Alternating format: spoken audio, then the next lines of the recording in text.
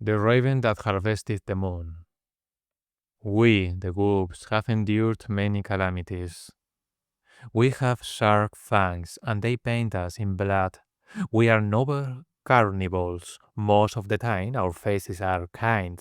On rare occasions, they are smooth yet reckless. And it is in that latter way that the rest of the mortals depict us. Our fur is a fusion of black and white.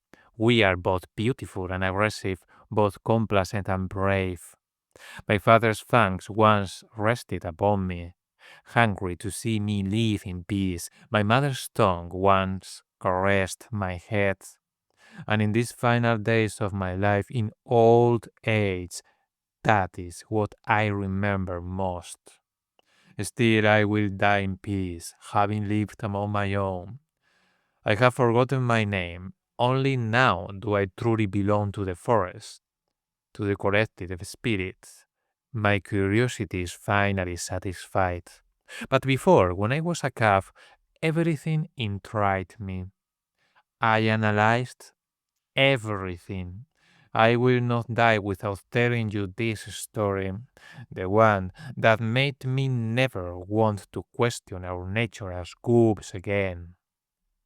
As a pup, I always wondered about the moon and our house. Every time my father howled, my heart trembled. But what terrified me the most was the loneliness of my curiosity. No one else cared about the reason for existence.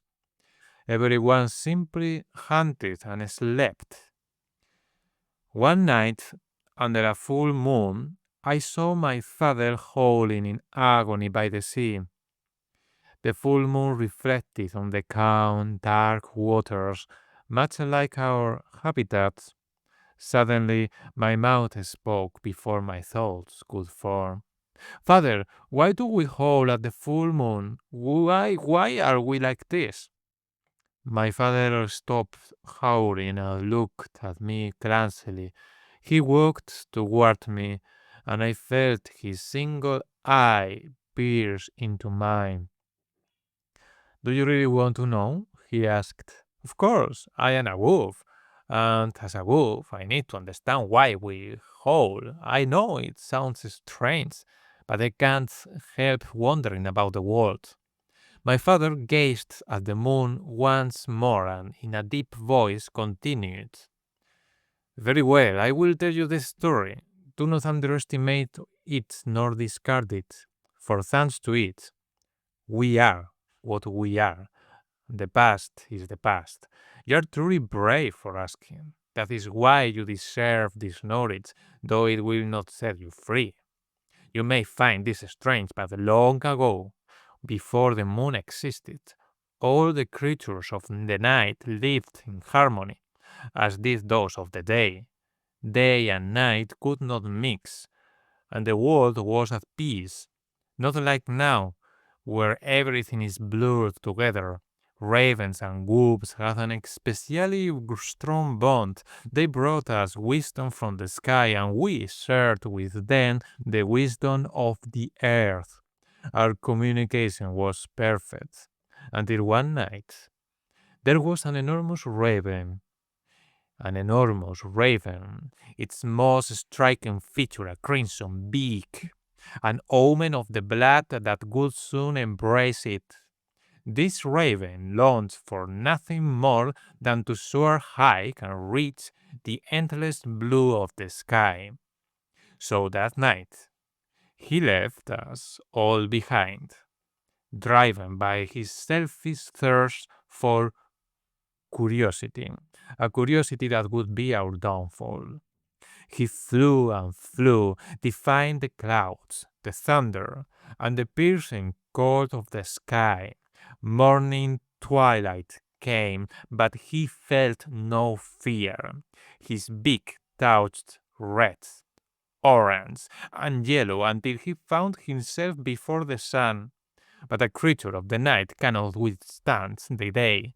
His feathers turned white, his eyes went blind, and the poor raven could do nothing but take refuge in a dense forest. His soul screamed in agony, burning with pain. He was terrified, defenseless against the day that surrounded him. But fortune smiled upon him, though it cursed the rest of us, for a lark happened upon him. What a strange creature, who are you? What a strange creature, who are you? I am a raven, I belong to the night, but by mistake I have flown into the day. Please, take me back to the night with your wings. I will repay you with my life. During the fight, during the flight, shelter me under your feathers, and promise me you won't let me go. I feel ridiculous asking for help like this, but I must survive. The night? You truly come from the night? I long to see that place. I have heard wondrous things, and I'm curious. Of course, I will take you. Say no more. The lark, frail from carrying the raven's weight, was drawn to the night. She felt a love so deep, a love that led her to death. Together they soared. She shielded him, and the raven, weak and helpless, was grateful. They reached the evening twilight, and passing through it, they arrived at the night. And it was there, my dear son, there, when the raven felt his nocturnal essence return, and upon seeing the lark, he chased her, hunted her, until he reached us, and there, before our very eyes, the raven tore the heart from the defenseless lark. A creature of the night cannot unite with one of the day, and he knew it, and he punished himself for it. The lark's diurnal spirits ascended, condensing into that great sphere you see in the sky. The raven, tormented for years, tore at his own veins in his anguish. He spilled his black blood upon that sphere, and that is why you see those dark craters upon it. The sky wept, and its tears crystallized into what we now call stars. The oceans wept as well, giving birth to the tides. There are no longer creatures of the day and night, for now a piece of day lives within the night and a piece of night within the day. That is what we are now. And we, goobs, after seeing a friend fall to such disgrace, must howl in sorrow at the full moon when it appears before us.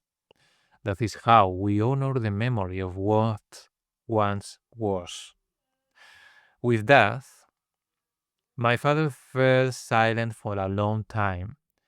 Then he walked toward the moon, stopping at the edge of the cliff, and without hesitation, howled once more.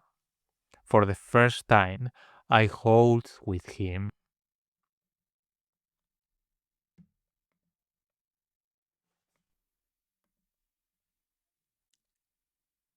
Animals inside me. I have animals inside me at night. They have been with me since the screams of childhood, sleeping into my ears even when I cover them. They are the ones who roar and keep me awake, the ones who make me sleepwalk whether or not the moon is in my bed. I have animals inside me at night. I know I've said this already, but I repeat it. I don't want it to be an absent sentence forgotten in seconds. If you have been a mother, you know what it is to have life growing inside you. The difference is that what brews inside me attacks and drains me. I have animals inside me at night. By day too, but they are softer, less violent. At night, they enter my body from an erect exterior as well as through my ears. I try to receive them with a vacant face, my lips set in a straight emotionless line, except when I am ordered to smile, a command barked from the animal kingdom into what remains of my humanity. I have animals inside me at night. I try to make them harmless with the power of imagination, and sometimes I succeed. They express something disgusting after their panting, and I recoil in revulsion, but only inside. If they saw my disgust, they would slip into my wounds as well, and I don't want it to hurt more than it already does. When I smile, the corners of my lips stiffen, while greasy strands of hair fall over my face. The earthy skin around my eyes has never known youth. Not even at 20 years old, the wrinkles of pain spiral deep into my flesh, carved as if thrown by the torn edge of an extracted incisor. But the animals don't care that I don't have all my teeth, because to snarl and to harm are verbs that know nothing of aesthetics. Aggression tends to be premature, liquid, white, tonic, burning, and red. And the way I receive it feels like a war softened by the spherical tremor of an earthquake.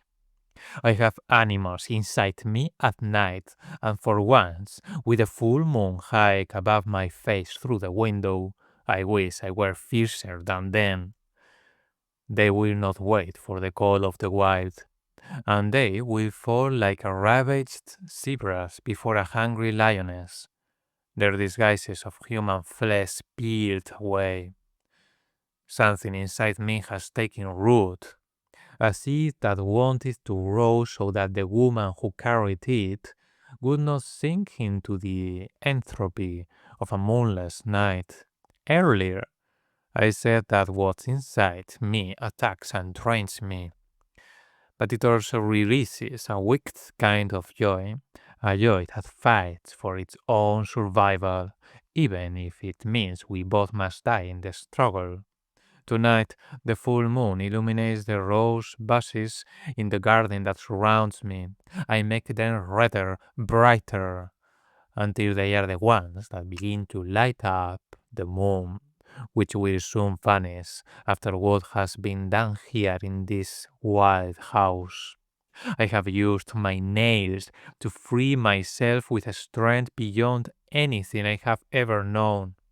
I have driven them deep into flesh after a long battle. I have animals inside me at night, but this time they are all dead. Under the morning twilight, a figure steps out of the house and walks slowly into the forest, disappearing, having discovered itself as an animal for the first time. I have animals inside me at night.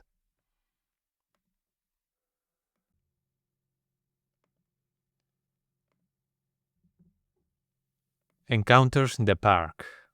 It was a Friday when I saw her. I always sit in the same place, in the same park whose name I neither know nor care to know, on the same dirt bench beneath the same old tree. I always do the same thing, stare at my phone while eating fries, burping out mental outbursts against family, society, and human hypocrisy, as if I were not a part of those very institutions. Sometimes I bring a book with me to flip through, but only if the park is crowded, so that society may see me as a cultured and respectable member of its guilds. That Friday was just another one of those days. Same dirty bench, same dull tree, same everything, and the people around me, 8 or 9 at most, were just like me. Bored children, bored parents, an old man waiting for his pet to claim him, a dog barking weakly, the same as always, even the birds sang their same tired song, completely off key in their pretense of being airborne troubadours. At times, I wondered if they were crows instead of sparrows. The entire scene was an absolute disgrace to the eyes, the ears, and the heart, and so was I, not by choice, but by the inertia of life itself, by the passing of minutes that no one counts, by wasted time, by hollow hope. And just like that, in the great mundanity of existence, she appeared. Who was she? I didn't know. Who was I? A nobody unworthy of naming angels. Where was she from? I had no idea. Where was I from? From the same hair as always, a place where the kingdoms of heaven cannot be seen. She walked slowly, lost in her own world, indifferent to everything around her. She was 5 meters away when she started looking at me. A seemingly neutral gaze, large, dark eyes. She looked at me as if I were an empty vessel, something to be filled with her waste, as if I were a toilet where she could rid herself of misery. If only I could be that. Instead, I imagined the feeling laughter comparing me to an insect crushed beneath the weight of some ancient Egyptian pyramid. She blinked. I blinked. One foot forward, then the other. One step, then another. In silence, 5 meters became 4. The tree's canopy took on a vibrant green. My skin felt less gray, more salmon colored, and my heart nearly burst at the edge of the imaginable. Can you imagine a heart seeing red for the first time? What kind of a scream would it make when reclaiming its color? 3 meters. She was too close now. The birds started singing like a young student at a prestigious conservatory, still off key but eager to live, eager to sing. Something in my fingers wanted to mimic them. I remembered learning to play the piano 20 years ago. My fingers twitched as if remembering on their own. 2 meters, and I could see her gaze more clearly, a gaze of contempt. She peered through me with her scorn. I met her with the same emptiness as always. 1 meter. She was about to take another step forward toward me when I opened my eye. Yet, even with them open, I could still see her. I was still dreaming. I struggled to free myself from her. Even in wakefulness, slowly moved my fingers, then my feet. My back shifted against the hard mattress. Only when I got up to peace, feeling the dull ache in my kidneys, did I finally return to the real world and rid myself of the same dream as always. There, in the bathroom, hung one of my most cherished photographs of her, taken 20 years ago when she used to teach me how to play the piano. She looked exactly as she did in my dreams, the same golden hair, the same dark eyes. She had never aged in my memory since her death. She remained just as vibrant as before. We had been about to start a family together when it happened. She simply left, threw her body off the terrace of a fifth floor apartment. No warnings, no signs. She just did it. The day dragged on, monotonous. Rheumatism crushed my desire to leave the house. My kidneys wore down a little more every time I urinated. Night fell again, and my body, frail and restless, refused to grant me peaceful sleep. My bones and muscles trembled. Lying on my back, I felt the dull pain in my side. I stared blankly at the imaginary specks of dust in the darkness, just as I once watched the clouds with her as a child. My left hand fumbled in the seats, gripping two small pills that would put an end to it that night. It didn't matter if I swallowed them properly. death by poisoning or by choking. It would be all the same. I closed my eyes, and there she was again, exactly where we had left off the night before, 1 meter away, about to step in front of me, but never quite reaching that point. I knew that if she did, everything would end that night, but just as it was about to happen, I woke up in the hospital. It was my daughter who had brought me there. I had survived my final suicide attempt. Two doctors stood beside her. She had the same dark eyes, the same gaze that this time stood before me in that colorless hospital room. She looked just like her mother, but she represented life. The one who haunts my dreams is the door to death. At once again, I have escaped her grasp.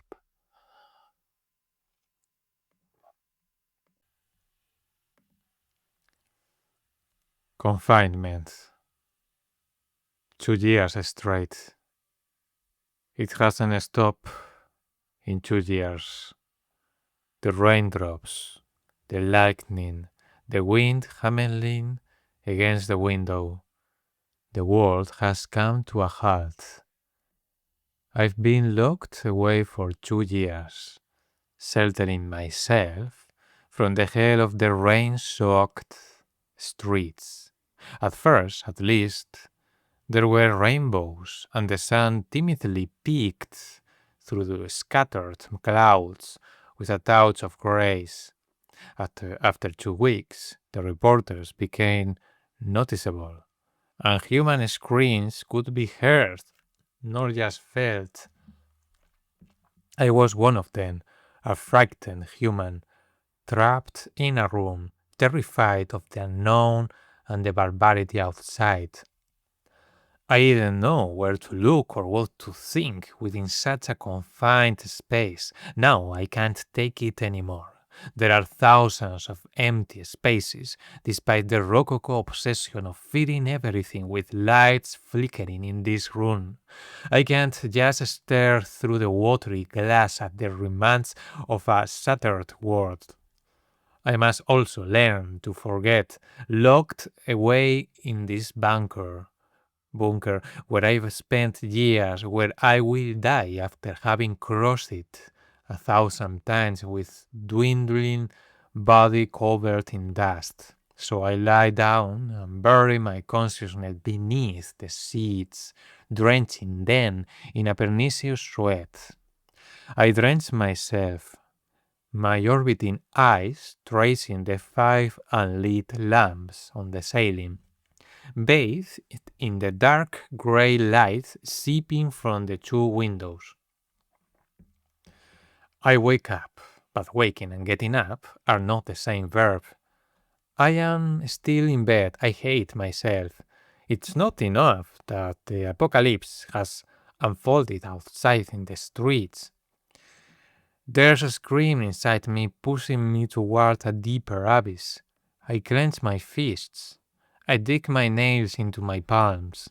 The lamps shake from the sheer tension of a body in bed, unable to rise yet prone to self-destruction, feeding on the forced tension building inside me. Everything disgusts me. I never asked for it to rain outside, yet it keeps falling.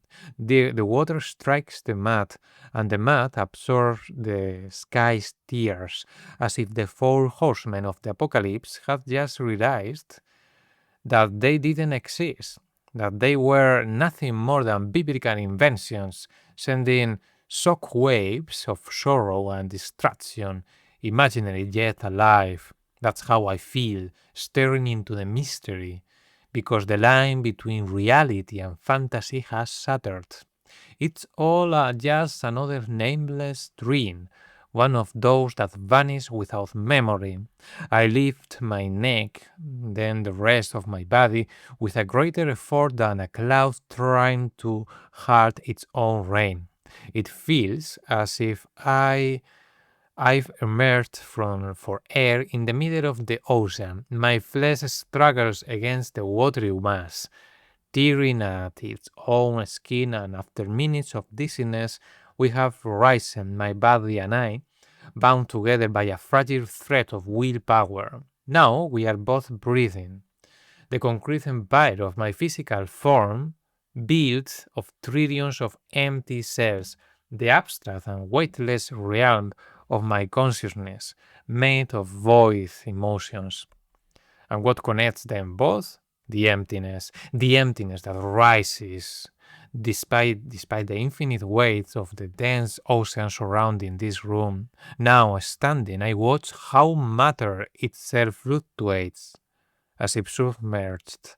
I see how incapacitating movement is when the visible ripples glide across the walls, the floor, the ceiling, and outside another lightning bolt strikes, then another even stronger, and another even greater. I stop to think, to listen for more thunder. My thoughts are like mosquitoes, multiplying relentlessly, moving without pause in the damp air. The water's accumulation has fueled the swarming of these creatures, and we all fear catching a disease, dengue, malaria, something from these new predators. Insects have slowly taken control of the planet. Now we, the last humans, are nothing but mosquitoes, and mosquitoes have become what humans once were before this all began. Alongside the mosquitoes, mold has spread across nearly every building, corrupting the air quality. Asthma and bronchitis now loom over the world like tidal waves. The 20 cubic meters of air in this room are all I have left in the months I have left to live, sane or insane. The crops are gone. The supply chains have collapsed. There are no more roads. All machines have died. I survive on processed scraps. My stomach rejects them, but the survivor instinct overrides disgust. We humans can endure any suffering just to steal another instant of life. Even if the world outside is dying, I don't understand why my instincts reject death so violently. When death itself is the purest image of peace, I cling to life like dry earth to a falling thunderbolt, an illusion, and yet I persist. Survival is suffering, as Buddha said. It's chasing small pleasures in an ocean of pain, a world of mosquitoes, mold, and crumbling roads, of corships floating and swaying savagely in the water. I wish I were one of them, but not yet. The absence of sunlight and the endless backdrop of falling rain have given me chronic fatigue, osteoporosis, muscle atrophy. I don't know if it is day or night. I sleep in random intervals, waking only to the sound of another thunderclap. But strangely, wanting to die and desiring it are two different things. I wish to disappear, yet something inside me, some cruel owner of my survival instinct, keeps me chained to this shrinking brain. Survival, canned food, drinking filthy water, a light bulb shatters without warning, and I watch the shards float lazily through the air. I count 1, 2, 3, 12. I invent extra fingers to keep back. They fall weightless, like astronauts drifting in space. My wide, astonished eyes watch them descend, fierce and wavering, until the loudest thunderclap yet erupts and gravity returns. The large lightning striking motes has hit right outside my window. The flash and the roar arrive simultaneously. My body is thrown against the wall. For a moment, I fear staying here, and that fear brings me to the door. My hand hovers over the handle. The handle is alive, burning, waiting to be summoned by my thoughts. If a lightning bolt has struck so close, then I am not safe here. But if I step outside, I am not safe there either. I descend, and I don't think. I slip down the stairs, my legs barely clothed, and my body colliding against the walls. I break something inside me against the sharp edges of my heels. But the hardness of life, the weight of existence remains undeniable. I step out, and the streets are dry. What I perceived as rain was just the sunlight falling. I see eyes behind windows staring at me. A madman, finally loose, bare feet, greasy hair, a gaping mouth, white eyes, desolate streets, freedom on the horizon. The sun wants to watch me walk, wants to see me recognize myself defeated, deranged on this empty human pavement. All I had imagined was nothing more than a deluge of aquatic phantoms. It's time to walk, time to lose myself in the dryness of the sun, time to leave my confinement.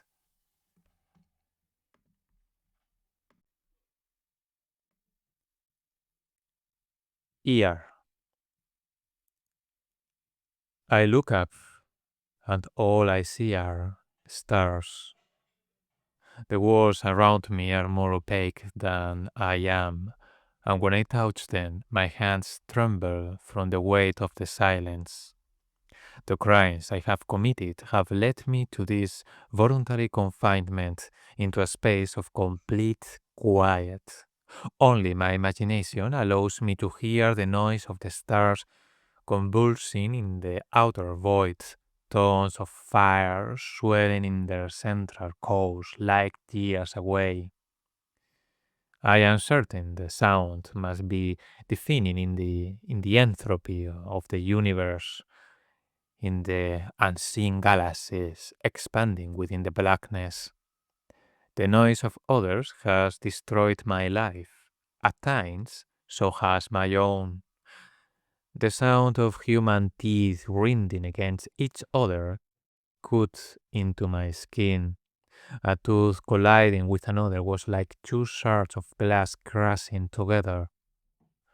Often, people swallowed near me, and I felt it as if I were being sucked into the Pacific, the long stairway of a monstrous tsunami. The mere thought of liquids colliding inside a human body made me want to vomit.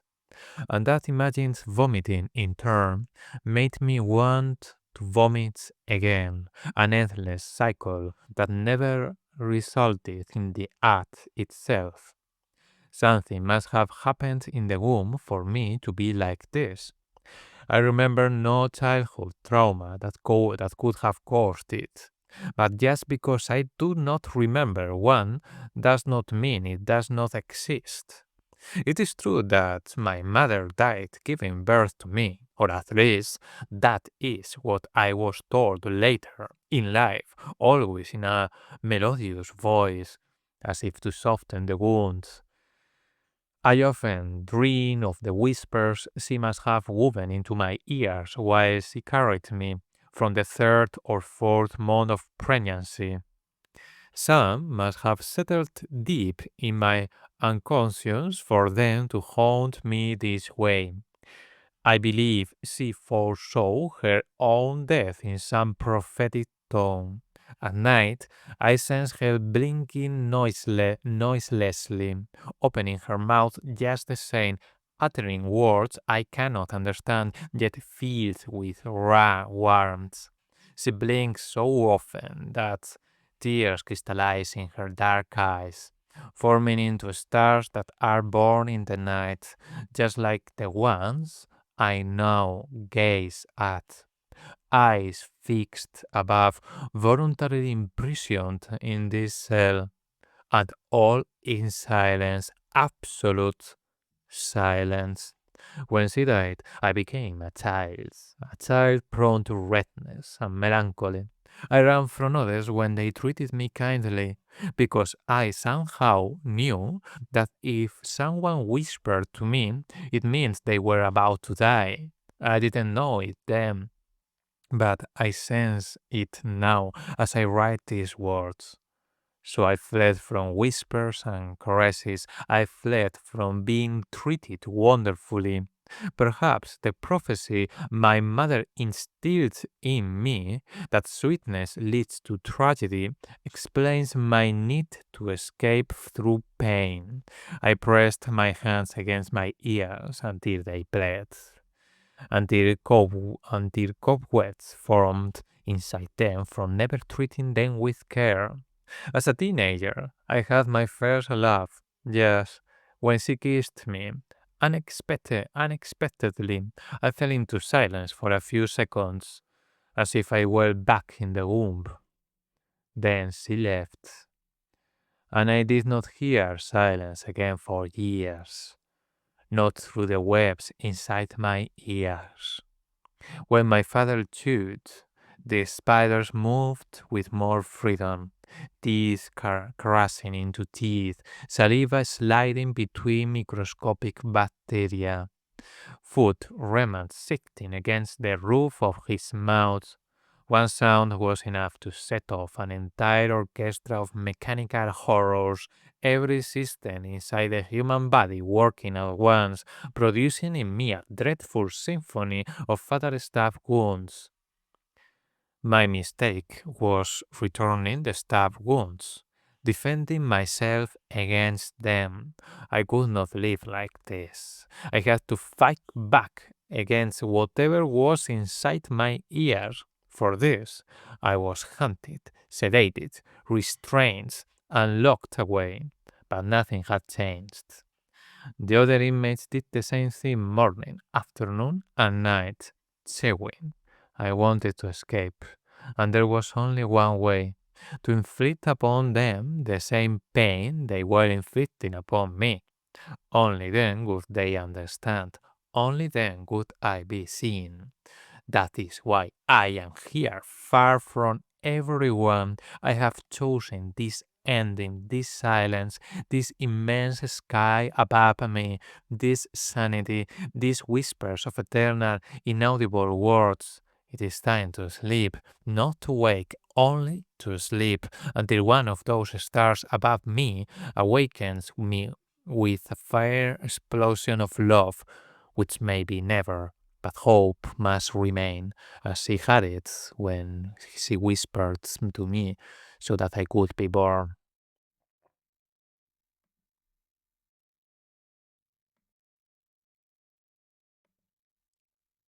Pulse.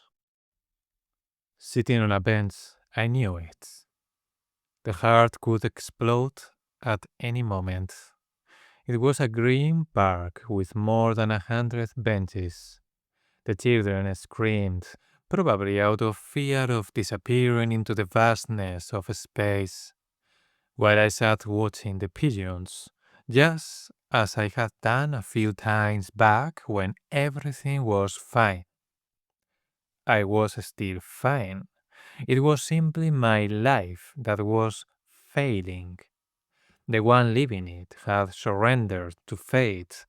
Until that moment, both my wife and my job had disappeared, and to those watching me from afar, I might have seemed like just another waste of space. But despite everything, I still felt happy. The corners of my lips stretched in a springtime grin. I had unemployment benefits and I was alone. Surely I could enjoy the mental peace of simply existing. I would have time to find a job, any job. For now, I just wanted to enjoy a few weeks of rest. And so there I was, sitting. You can picture me clearly, a normal, calm guy, seated with a carrier pigeon on either side and 8 sparrows in front of me, chirping peace and love. It was all very hippie, very cheerful and harmonious. Too much, so maybe. But I couldn't stop smiling. All my worries vanished as I ran my fingers over the smooth, varnished surface of the bench. But I don't really know what happened inside me. because suddenly even the world around me began to shift. The sparrows and pigeons took flight in an instant, started by the appearance of a drum, a loud infernal drum. It wasn't just the birds. Every person walking near me also reacted. It was as if an invisible wave of desert heat had begun to spread outward from where I sat, and I was the center of the sphere. Everything inside the sphere was repaired outward, like a force of centrifugal rejection. In 5 seconds, no one remained within 10 meters of me. And all of it happened because what had been pounding inside me had finally made itself heard. My heart was beating and I could hear it. The tree beside me could hear it. The sparrows and pigeons could hear it. Everything around me could hear it, hear it, hear it. That deadly repetition left me in absolute solitude within 5 minutes. The park was empty. A cloud passed over my eyes, thunder crashing in sync with my pulse, and then I woke up. Lying in bed, I took the two anxiolytics prescribed by my new doctor, but they didn't work. The heart kept pounding louder than ever. I tried to think of something else, so I headed straight for the bathroom to empty my bladder, and I couldn't. By the mirror, I touched my sweat, and the pasty liquid on my fingers began to feel like alien saliva. I couldn't empty my bladder, and I couldn't see myself proper in the mirror, and I couldn't identify any of the evaporating fluids inside and outside my body. I began to feel detached from my own nervous system. The urge to vomit appeared, but I refused to release me.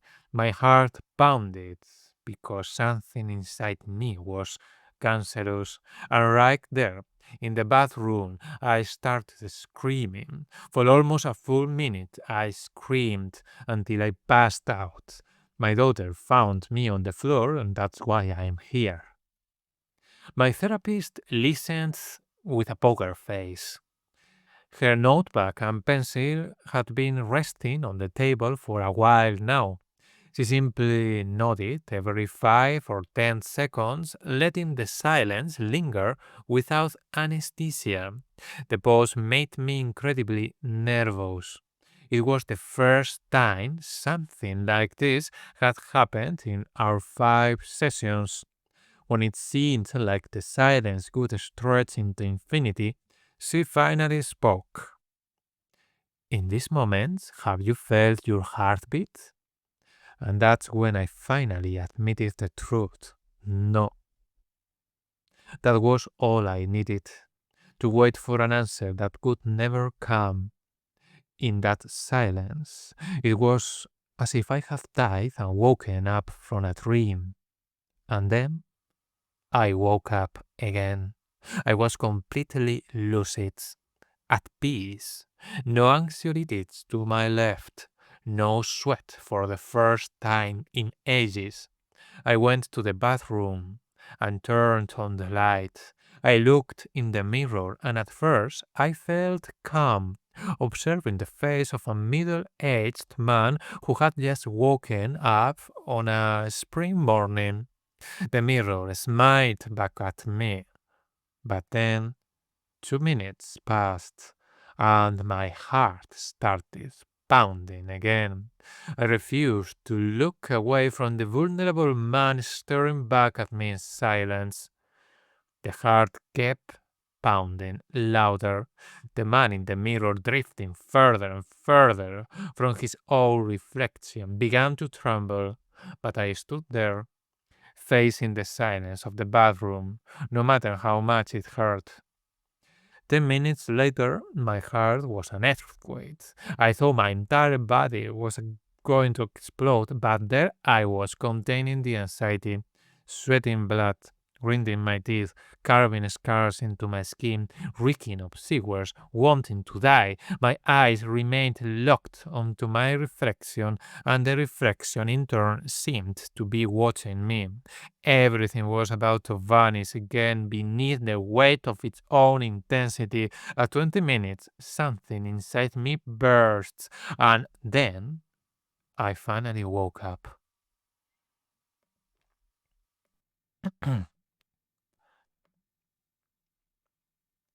The eroticism of flies. Chewing gum and pigeon droppings on the street benches. I wish the space around me were more striking, that the muses could inspire me like flattering ideas, fairies fascinated by baroque fantasies that arise from nothingness.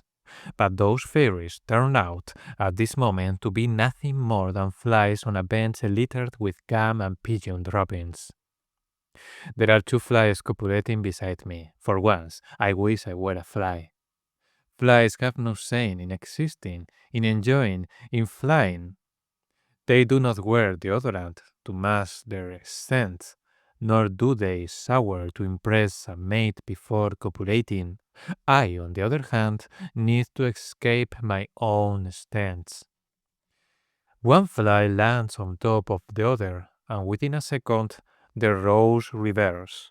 But to them, it all happens in slow motion, just like the unraveling of love and the moment of separation. I confirmed this when I swat at them, irritated. One fly veers left, the other right, in a reflexive act of parting. The fly on the left doesn't go far and ends up circling aimlessly, like a wandering planet, just a meter away from my hand, now fallen upon the smooth, empty surface. Meanwhile, the fly on the right has fled to another bench, 5 meters away, where many more flies await. Together, they form a whirlwind of buzzing insects swirling towards nowhere. The strangest thing is that my sense of time is shifting. Everything seems slower. I describe it all in excruciating detail, yet barely 5 seconds have passed since the beginning of this narration. Every millisecond is fitting with words, stretching itself out. Even the simple act of blinking now takes an eternity. I feel the tremor of my eyelids first, then the slow descent, the air brushing against my moist lashes, which more and more resemble the spindly legs of a fly drifting in the air. Children are playing soccer in the streets. One is the goalkeeper, the other the striker. The striker kicks and the ball lingers in the air, stirring up dust and ashes, scattering flies and mosquitoes. The ball continues to hang almost motionless. I remain in fly form. I think my brain has been reformatted. I cannot move. The damn copulation of the flies has turned me into a Kafkaesque creature, just another insect amid the mundane noise of this filthy urban sprawl. Everything around me flutters and hovers, slow as falling snow in winter. My hands and legs feel thick, swollen, glistening, and for the first time I feel like I am suspended. At last, someone comes and wakes me, touching me with violent gentleness. What happened to you? You looked dazed. Sorry, I had a very strange dream. I dreamed I was a human for 30 long years, and I had grown so accustomed to it that returning to my fly-like nature seemed terrifying. What are you saying? Come on, let's copulate. The larger fly grabs me and throws me down against the bench. The instinct to reproduce takes over, and I am rammed with absolute indifference, without warmth, without sentiment, without glory or shame. I see a human watching us intently. For once, I wish I were human.